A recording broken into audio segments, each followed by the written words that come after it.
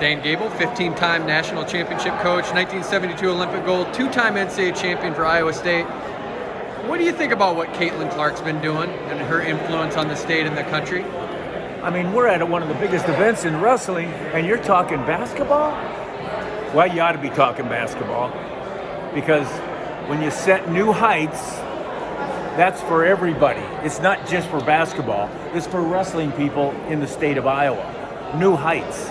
And new heights means a lot in wrestling in the state of Iowa. New heights in basketball, it's not necessarily a basketball state known for it, but when you have one person that makes that big an impact on the whole sport, it makes a difference. So Caitlin Clark is right at the top of the list, and she's above everybody. Now, the question is, really, she's through high school, she's now through college, and now she's going to go into professional basketball. So I don't know how many years she's been at it, but she's got that many years yet to go. And if she lets up, it won't happen, but I don't think she's going to let up, because she showed year to year that she showed improvement, and she's also showed that she gets excited. As long as you're excited, you're going to keep going, and hopefully we'll keep this Caitlin Clark's name in the state of Iowa for a long time, even though she may go somewhere else and play basketball. Know that was happening when you were making your influence on wrestling, that you were elevating the level of everyone around you? I just know that every team I've ever wrestled on, they also were champions as well. Not necessarily first place, but mostly first place through high school, mostly first place through college, and then U.S. efforts. We had a lot of first World Cups, World Championships. We were not usually the champion. Usually Russia or Iran was the champion, but we were like number 2 or number 3 at the most. We always took a trophy home. So for some reason, I don't notice it at that time, but when you look back in history and you see that everybody else was elevated as well, but they could still look up to somebody, that's going to win team championships besides individual championships. Looking up, your 170 points was the standard in 1997. That got broke this year by Penn State. What were your thoughts watching the NCAA tournament? Are you kidding me? It just got broken? It got broken? I'm asking you, did it get broken? This year. But what year is this? 2024. What year was it that I set that record? 1997. Well, how many years is that? 27 years? Where the heck has people been? Took 27 years to break a record? I think I got a few more, though. Well, what'd you think watching, though, the NCAA tournament? Different because you guys weren't expected to win in 97, and Penn State goes in, they were the overwhelming favorite. Well, it's just a matter of how big they're going to win, and they won big. I mean, that's a lot of points. They won by 100 points, right? So, that's a championship team. And I'll tell you what, if anybody out there isn't challenging Penn State, then they're not in my category, just because that's what you do. You go after the best. We are in Cresco, Iowa. We're talking about the best. This is a city that is known for wrestling, Cresco, Iowa. What do you think of when you think of Cresco? Oh, I think of a lot. But wrestling comes right at the top of the list. And because, the guy that I looked up to mostly to really get me over some needed humps or whatever was Tom Peckham. And my coach was Dr. Harold Nichols, that's Cresco. And then when I went to coach and be an assistant under Gary Kurtelmeyer, he was from Cresco. So it just goes on. And now they have a museum here and a Hall of Fame, just like Waterloo has a museum. So it's a big deal. And I think the more we do, that we can have kids and people to aspire to, the more you should do. Because if you don't look up, you're looking down. When you're looking down, it's usually sad. Well, you might be praying to look up. But it's one of these things that small towns can have their thing, and Cresco had wrestling, and it may not be as strong right this day, but it's still influencing a lot of people that are out there that are wanting to make this sport even better. The Olympic trials coming up in State College. Tell us about the Olympic trials experience and what that process means, because it's difficult to make an Olympic team. What does it take to get over the hump and be an Olympian? You got to be confident. Of course, you got to be good. But when there's fine lines, it might be a flip of a coin. And if it comes down to that, that's a fine line, so be it. That's not what I like. That's not what I preach.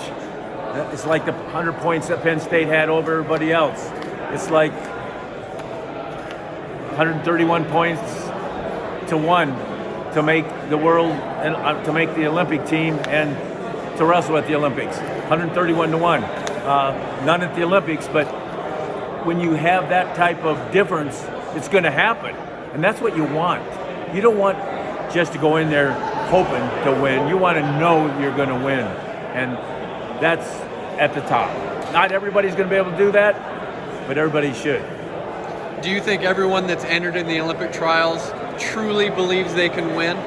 No, I don't. I think there's only one, maybe two, usually, that really think they're going to win. And sometimes there's only one. And everybody else is not going to, they're going to hope for an injury or something. It's not for them or for the guy. But I think there's a lot of U.S. wrestlers right now that are good, and because of the cut from 10 to 6 weights, there's going to be a lot of tough matches towards the end there, or maybe some upset matches. I also, I'm a little concerned right now about only having qualified 4 of the 6 weight classes. Excuse me, we should have 10 weight classes, and I don't know why we don't. But with even 6, if we're going to win an Olympic championship as a team, and whether it's unofficial or official, people know you're going to have all 6 people, chances are. Now, it is a kind of a funny year because, Russia's not going to be able to be full force if they even get to go.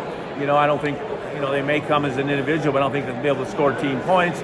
And Iran's always in a battle, so, I don't know how their athletic system is going right now. But I know USA's is going good, but we don't want to dumb down our sport. We want everybody in our sport worldwide, not just in the United States of America.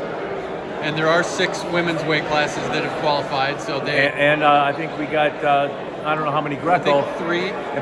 But we have a chance right now to get them all, and let's get them all. That's the way I look at it. Now, if we don't, we go with what we got. But it's really sad if we don't go with 6 freestyle. What are your thoughts on Americans wrestling for other countries and qualifying that way? So be it. The best countries in the world are, Russia, United States, Iran, a lot of the Russian countries that are now countries themselves. But if you can go somewhere else and make the Olympic team, and you're obviously going somewhere else because you think you can make it easier, and that makes sense, but we don't want you knocking out our guys, and that's kind of what happened a little bit so far, the weight class. But we'll see if we can get back in here. What kind of things intrigue you right now about the sport? Where are we going directionally? What do you think we need to improve? I think the biggest thing right now is female wrestling and doing it right, and making sure we have the right coaches and teaching them the right attitudes that's needed. And I think we should work on Greco-Roman as much as anything. We have freestyle going pretty good. Not that we're automatic, and we need to keep going good with what we got. We don't need to let down there. But in Greco-Roman, and we need a boost. We need a boost, and it's got to come through a lot of attitude, a lot of ability to go out there and scare people a little bit, just how good we are at that sport. But the females are doing pretty good, and I give a lot of credit to State of Iowa, because State of Iowa had some coaches that are leading the world right now. Bill Zadig and Terry Steiner with the females. We just need that in Greco-Roman a little more. But if you let up, somebody else catches up. And you look in history, you look at Oklahoma State. I don't know if they let up or somebody else took on the challenge, but you look at Iowa State, you either let up or took on the challenge. You look at the University of Iowa, you either let up or took on the challenge. And now it's Penn State. And so far they haven't let up, and somebody's going to everybody needs to take on the challenge to get another team back in there, whether it be one of the old or one of the new, or whoever's going to be there, because that promotes the sport. Dan Gable, thanks for this time. Appreciate it. Thank you.